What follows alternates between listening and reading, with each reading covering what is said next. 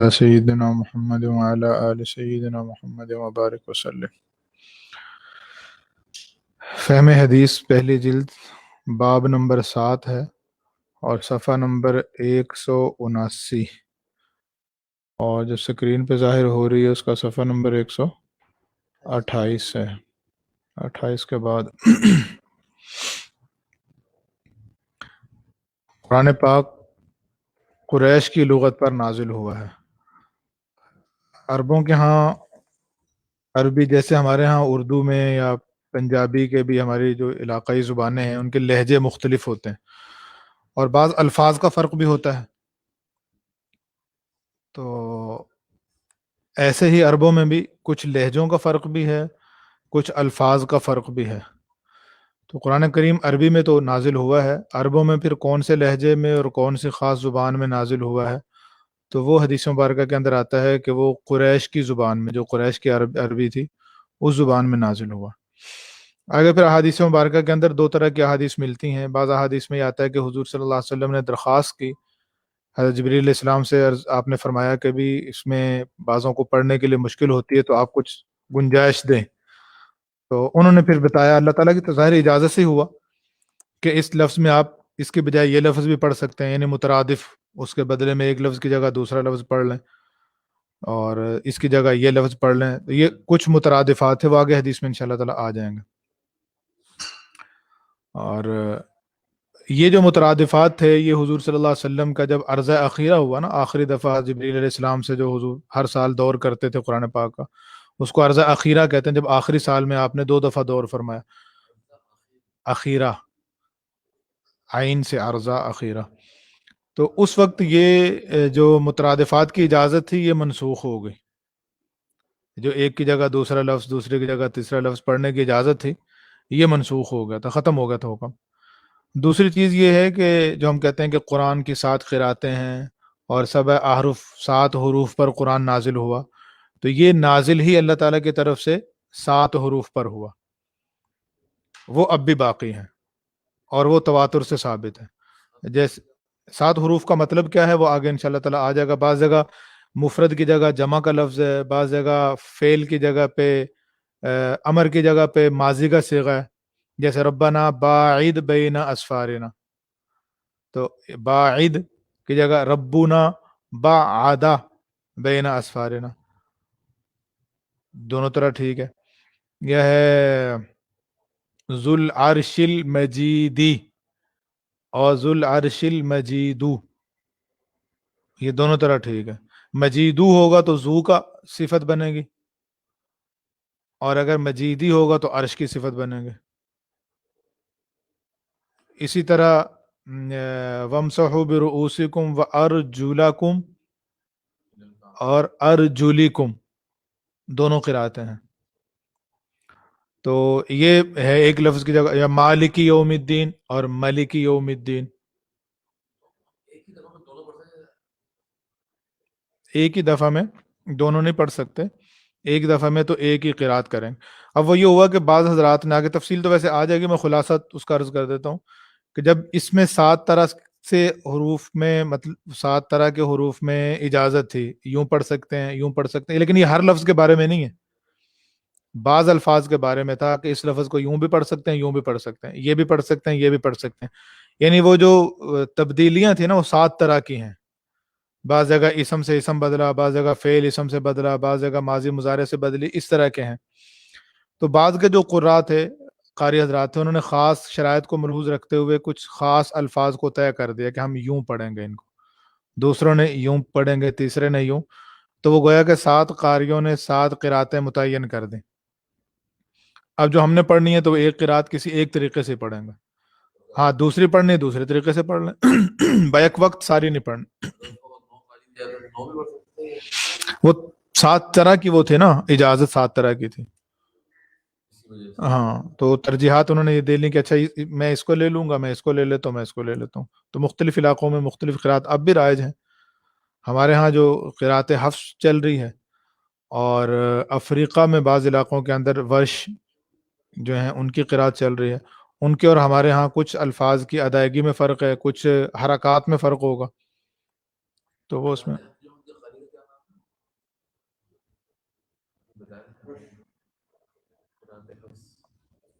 ان کے قاری کا نام وہ اب میرا خیال شاید عاصم ہے، بے روایت عاصم ہے، اچھی طرح یاد نہیں مجھے۔ جی وہی چل رہی ہے، حجاز میں بھی زیادہ تر یہی چل رہی ہے۔ جی ایسے۔ بسم اللہ الرحمن الرحیم۔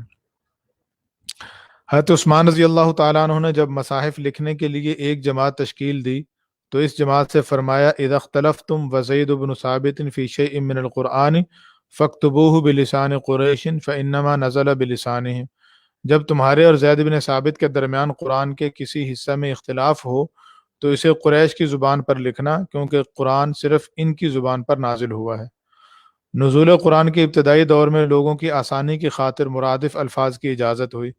رسول اللہ صلی اللہ علیہ وسلم نے امت کی خاطر 7 کے عدد تک مرادفات کی رعایت کی درخواست فرمائی جو منظور ہوئی، لیکن یہ مرادفات نازل نہیں ہوئے۔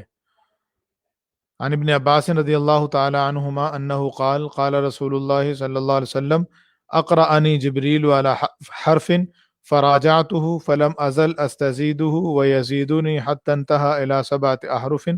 حضرت عبداللہ بن عباس رضی اللہ تعالیٰ عنہ سے روایت ہے، رسول اللہ صلی اللہ علیہ وسلم نے ارشاد فرمایا کہ مجھے جبریل علیہ السلام نے ایک حرف پر قرآن پڑھایا تو میں نے ان سے مراجعت کی، اور میں حضرت میکائیل علیہ السلام کے کہنے پر مزید طلب کرتا رہا، اور وہ اللہ تعالیٰ کی اجازت سے قرآن کے حرفوں میں اضافہ کرتے رہے یہاں تک کہ وہ 7 حرفوں تک پہنچ گیا۔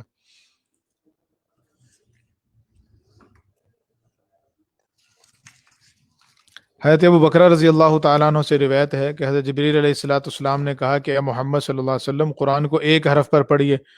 حضرت میکائیل علیہ السلام نے نبی صلی اللہ علیہ وسلم سے کہا اس میں اضافہ کروائیے، یہاں تک کہ معاملہ 7 حروف تک پہنچ گیا۔ جبریل علیہ السلام نے کہا ان میں سے ہر ایک شافی کافی ہے، تا وقت کہ آپ عذاب کی آیت کو رحمت سے یا رحمت کی آیت کو عذاب سے مخلوط نہ کر دیں، ملا نہ دیں۔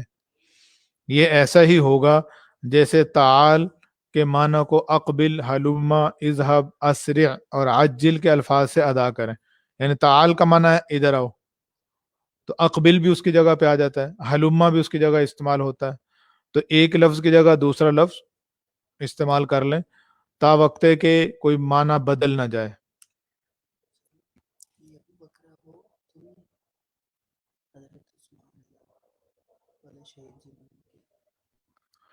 حضرت ابی بن کعب رضی اللہ تعالیٰ عنہ کہتے ہیں کہ میں مسجد میں تھا کہ ایک شخص داخل ہو کر نماز پڑھنے لگا، اس نے ایک ایسی قرات پڑھی جو مجھے اجنبی معلوم ہوئی۔ پھر ایک دوسرا شخص آیا، اس نے پہلے شخص کی قرات سے مختلف ایک اور قرات پڑھی۔ جب ہم نے نماز ختم کر لی تو ہم سب رسول اللہ صلی اللہ علیہ وسلم کی خدمت میں پہنچے۔ میں نے عرض کیا کہ اس شخص نے ایک ایسی قرات پڑھی ہے جو مجھے اجنبی معلوم ہوئی۔ پھر ایک دوسرا شخص آیا، اس نے پہلے کی قرات سے مختلف ایک دوسری قرات پڑھی۔ اس پر آپ نے دونوں کو پڑھنے کا حکم دیا۔ ان دونوں نے قرات کی تو حضور صلی اللہ علیہ وسلم نے دونوں کی تحسین فرمائی۔ اس پر میرے دل میں تکذیب کے ایسے وسوسے آنے لگے کہ جاہلیت میں بھی ایسے خیالات نہیں آئے تھے۔ پس جب رسول اللہ صلی اللہ علیہ وسلم نے میری حالت دیکھی تو میرے سینے پر اپنا ہاتھ مارا، جس سے میں پسینے میں شرابور ہو گیا، اور خوف کی حالت میں مجھے ایسا محسوس ہوا جیسے اللہ کو دیکھ رہا ہوں۔ پھر آپ نے فرمایا اے ابی، پروردگار نے میرے پاس پیغام بھیجا تھا کہ میں قرآن کو ایک حرف پر پڑھوں۔ میں نے جواب میں درخواست کی کہ میری امت پر آسانی فرمائیے، تو اللہ تعالیٰ نے مجھے دوبارہ پیغام بھیجا کہ میں قرآن 2 حرفوں پر پڑھوں۔ میں نے جواب میں درخواست کی کہ میری امت پر آسانی فرمائیے، تو اللہ تعالیٰ نے تیسری بار پیغام بھیجا کہ میں اسے جیسا کہ اگلی حدیث میں ہے 3 حرفوں پر پڑھوں۔ میں نے جواب میں درخواست کی میری امت پر آسانی فرمائیے، تو اللہ تعالیٰ نے چوتھی بار پیغام بھیجا کہ میں اسے 7 حرفوں پر پڑھوں۔ نبی کریم صلی اللہ علیہ وسلم بنو غفار کے تالاب کے پاس تھے۔ آپ کے پاس حضرت جبریل علیہ السلام آئے اور کہا اللہ آپ کو حکم دیتے ہیں کہ آپ کی امت قرآن کو ایک حرف پر پڑھے۔ اس پر آپ نے فرمایا کہ میں اللہ تعالیٰ سے عافیت اور مغفرت مانگتا ہوں، میری امت میں اس کی طاقت نہیں ہے۔ پھر حضرت جبریل علیہ السلام دوبارہ آپ کے پاس آئے اور کہا اللہ آپ کو حکم دیتے ہیں کہ آپ کی امت قرآن کو 2 حرفوں پر پڑھے۔ آپ نے فرمایا میں اللہ سے عافیت اور مغفرت مانگتا ہوں، میری امت میں اس کی طاقت نہیں ہے۔ پھر وہ تیسری بار آپ کے پاس آیا اور کہا اللہ آپ کو حکم دیتے ہیں کہ آپ کی امت قرآن کو 3 حرفوں پر پڑھے۔ آپ نے پھر فرمایا میں اللہ سے معافی اور مغفرت مانگتا ہوں، میری امت میں اس کی طاقت نہیں ہے۔ پھر وہ چوتھی بار آپ کے پاس آئے اور کہا، اللہ آپ کو حکم دیتے ہیں کہ آپ کی امت قرآن کو 7 حرفوں پر پڑھے، پس امت کے لوگ جس حرف پر پڑھیں گے ان کی قرات درست ہوگی۔ جی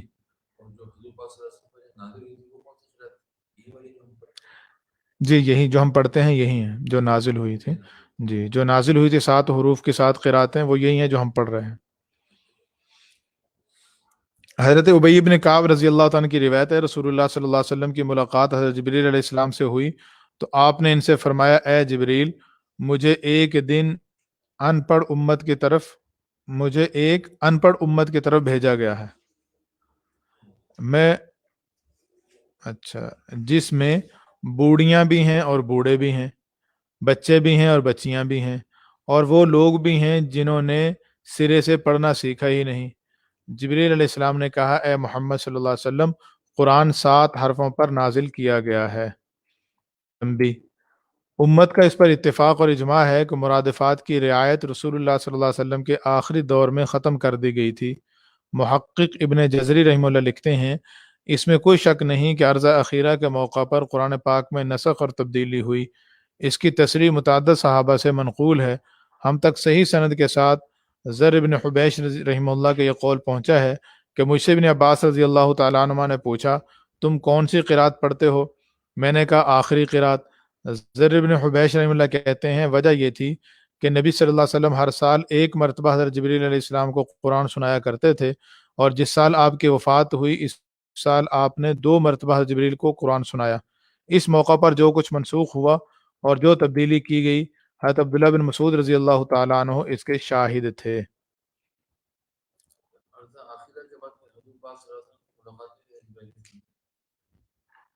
نہیں، ملاقات تو ہوئی، یعنی قرآن اصل میں رمضان میں دور کرتے تھے نا، تو رمضان کے بعد آپ صلی اللہ علیہ وسلم زندہ رہے، شوال، ذوالقعدہ، ذوالحجہ، محرم، سفر، ربیع الاول میں حضور کا وصال ہوا، تو اس کے بعد وہی بھی آتی رہی۔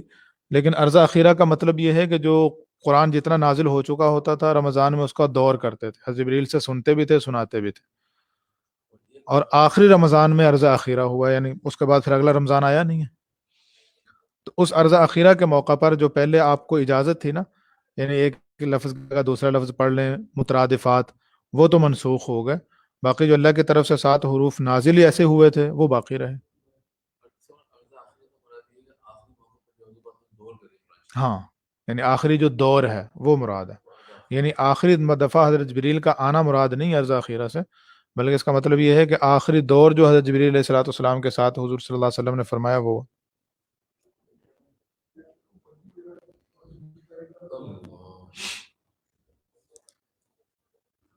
لغت قریش ہی میں قرآن 7 طریقے سے نازل ہوا۔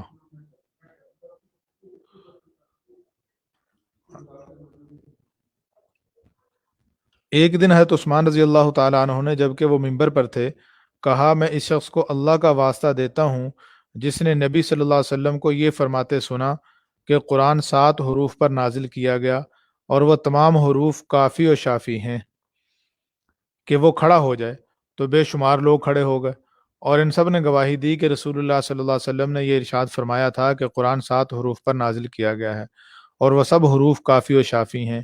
تو حضرت عثمان رضی اللہ تعالیٰ نے فرمایا، میں بھی تمہارے ساتھ اس بات کی گواہی دیتا ہوں۔ یعنی کافی شافی کا مطلب یہ ہے کہ 7 حروف پہ نازل ہوئے، جس طریقے سے بھی پڑھ لو گے وہ مکمل قرآن پڑھنے کا ثواب ملے گا۔ حضرت عمر رضی اللہ تعالیٰ عنہ کہتے ہیں کہ میں نے رسول اللہ صلی اللہ علیہ وسلم کی حیات میں ہشام ابن حکیم رضی اللہ تعالیٰ عنہ کو سورۃ فرقان پڑھتے سنا۔ میں نے جب ان کی قرات کی طرف کان لگائے تو وہ ایسے بہت سے حروف پر پڑھ رہے تھے جو رسول اللہ صلی اللہ علیہ وسلم نے مجھے نہیں پڑھائے تھے۔ قریب تھا کہ میں نماز ہی میں ان پر جھپٹ پڑھوں۔ وہ نماز میں قرات کر رہے تھے نا تھوڑی اونچی، تو وہ اس طریقے سے قرآن پڑھ رہے تھے جیسے میں نے حضور سے نہیں پڑھا تھا، میں نے اور طریقے سے پڑھا تھا، وہ الفاظ اور طریقے سے کچھ ادا کر رہے تھے، میں نے نماز میں پکڑنے لگا تھا، لیکن میں نے انتظار کیا یہاں تک کہ انہوں نے سلام پھیر لیا۔ پھر میں نے ان کو ان کی یا فرمایا کہ اپنی چادر سے کھینچا اور پوچھا کہ تمہیں یہ سورت کس نے پڑھائی؟ انہوں نے جواب دیا کہ یہ سورت مجھے رسول اللہ صلی اللہ علیہ وسلم نے پڑھائی۔ میں نے ان سے کہا کہ تم غلط کہتے ہو، اللہ کی قسم یہ سورت جو میں نے تمہیں پڑھتے ہوئے سنی ہے مجھے رسول اللہ صلی اللہ علیہ وسلم نے پڑھائی ہے۔ پھر میں ان کو کھینچتا ہوا رسول اللہ صلی اللہ علیہ وسلم کے پاس لے گیا اور کہا یا رسول اللہ میں نے اس کو سورۃ فرقان ان حروف پر پڑھتے ہوئے سنا جو آپ نے مجھے نہیں پڑھائے، حالانکہ آپ ہی نے مجھے سورۃ فرقان پڑھائی ہے۔ رسول اللہ صلی اللہ علیہ وسلم نے فرمایا اے عمر ان کو چھوڑ دو، پھر فرمایا اے ہشام تم پڑھو۔ انہوں نے وہی قرات پڑھی جو میں نے ان کو پڑھتے ہوئے سنی تھی۔ رسول اللہ صلی اللہ علیہ وسلم نے فرمایا یہ سورت اسی طرح نازل کی گئی۔ پھر رسول اللہ صلی اللہ علیہ وسلم نے فرمایا یہ قرآن 7 حروف پر نازل کیا گیا ہے، لہذا تم ان حروف میں سے جو چاہو پڑھو۔ نازل شدہ 7 حروف سے مراد کیا ہے؟ ان سے مراد قرات کی 7 نوعیتیں ہیں جو مندرجہ ذیل ہیں۔ نمبر 1، اسماء کا اختلاف، جس میں افراد، تثنیہ اور جمع اور تذکر و تانیث دونوں کا اختلاف داخل ہے۔ یعنی ایسا بھی ہو سکتا ہے کہ مفرد واحد کی جگہ جمع، جمع کی جگہ تثنیہ، مذکر کی جگہ مؤنث، مؤنث کی جگہ مذکر یہ لفظ، لیکن اس کی وجہ سے معنی خراب نہیں ہوگا۔ آگے مثال دی، جیسے مثلا تمت کلمت ربک، آگے نا تمت کلمت ربک، تیرے رب کا کلمہ بات مکمل ہو گئی، کامل ہو گئی۔ اور اس کو یوں پڑھنا تمت کلمات ربک، اب کلمہ واحد تھا اس کی جگہ کلمات جمع آ گئی، تیرے رب کے کلمات بات کامل ہیں، مکمل ہیں،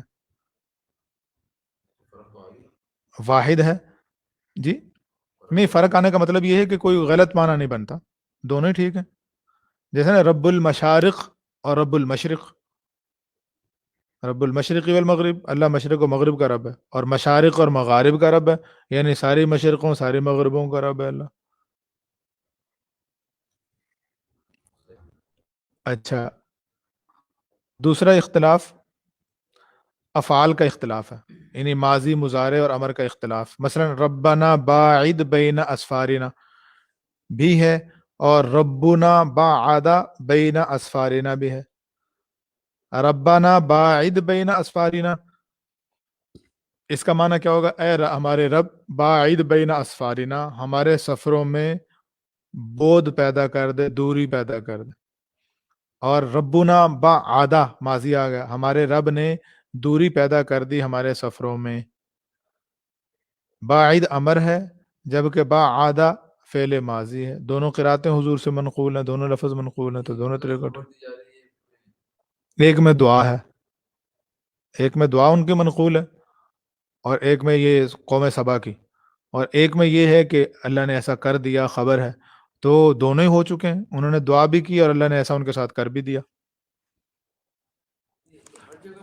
ہر جگہ پہ نہیں ہے، یہ چند منقول جگہ ہیں، اور وہ منقول تواتر سے ہم تک پہنچی بھی ہوئی ہیں، اور وہ جو قراءات پڑھتے ہیں ان کو باقاعدہ اس کے سکھائی بھی جاتا ہے کہ کون سا لفظ کیسا ہے۔ یہ ہر بندہ نہیں کرے گا نا، ہر بندہ تو جہاں چاہے بگاڑ دے، وہ تو پتہ نہیں کیا سے کیا بنا دے گا۔ تیسرا اعراب یعنی حرکتوں کا اختلاف، مثلا لا یضار، را کی فتح کے ساتھ لا یضار، را پہ زبر ہے، کاتب، اور لا یضار کاتب، دونوں طرح ٹھیک ہے، را پر ضمہ بھی پڑھ لیں اور را پر فتح بھی پڑھ لیں۔ چوتھا الفاظ کی کمی بیشی کا اختلاف، مثلا وما خلق الذکر والانثی، یہ بھی ٹھیک ہے، اور ما خلق کے الفاظ کے ساتھ، اور والذکر والانثی بھی ہے، یعنی ما خلق کے الفاظ کے بغیر۔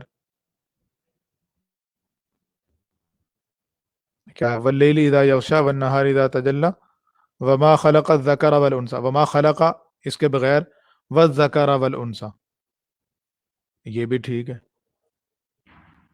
اور یہ قرات ہے، جی قرات کا حصہ، یعنی یہ نہیں کہ اپنی مرضی سے نہیں بدلیں گے، یہ تو احادیث میں وہ ترتیب ہے پوری، کون سا لفظ کس طرح پڑھنے کی اجازت ہے، اور تواتر سے ہم تک پہنچی ہے۔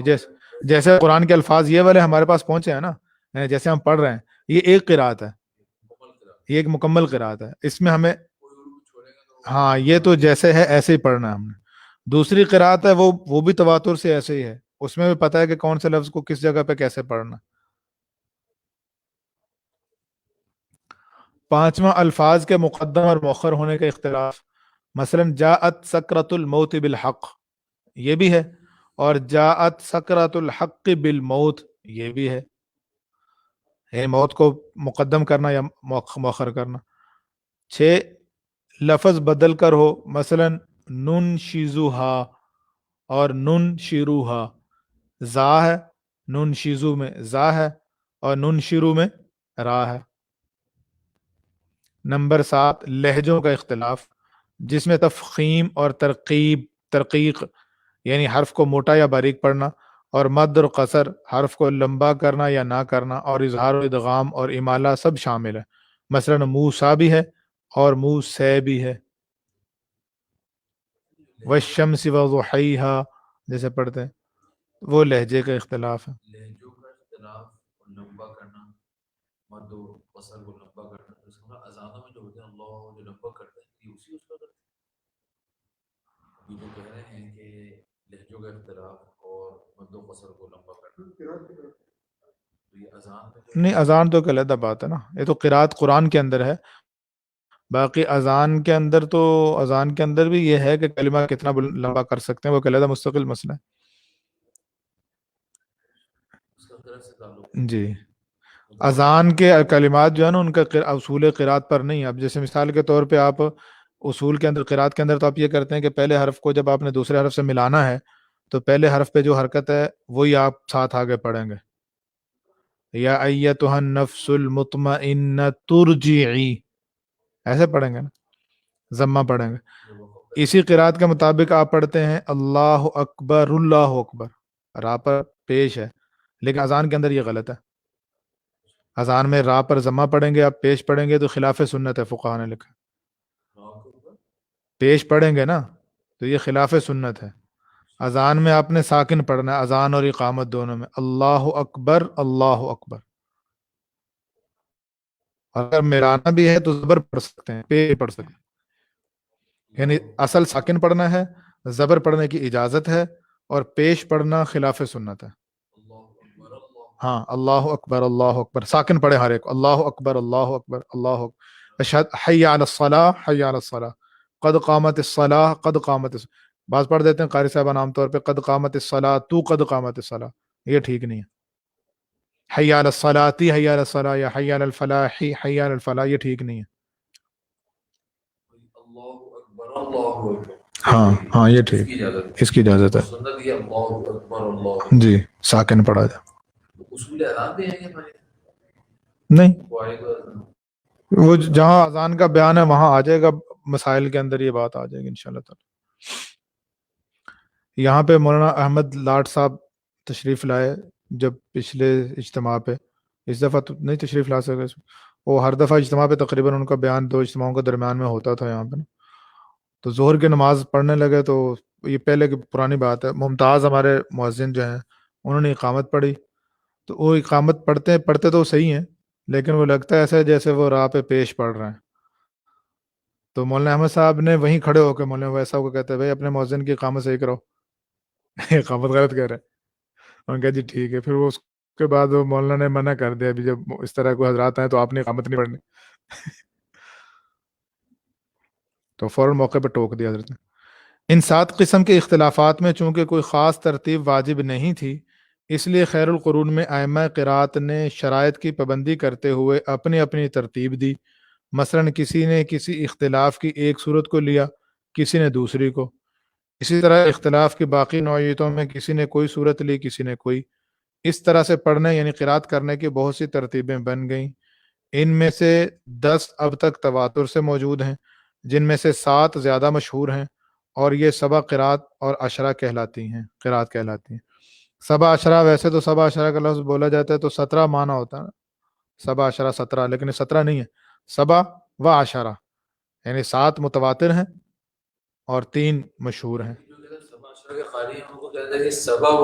ہاں سبع و عشرہ کے قاری ہوتے ہیں، یعنی 7 متواتر اور 3 مشہور قرات ہیں جی۔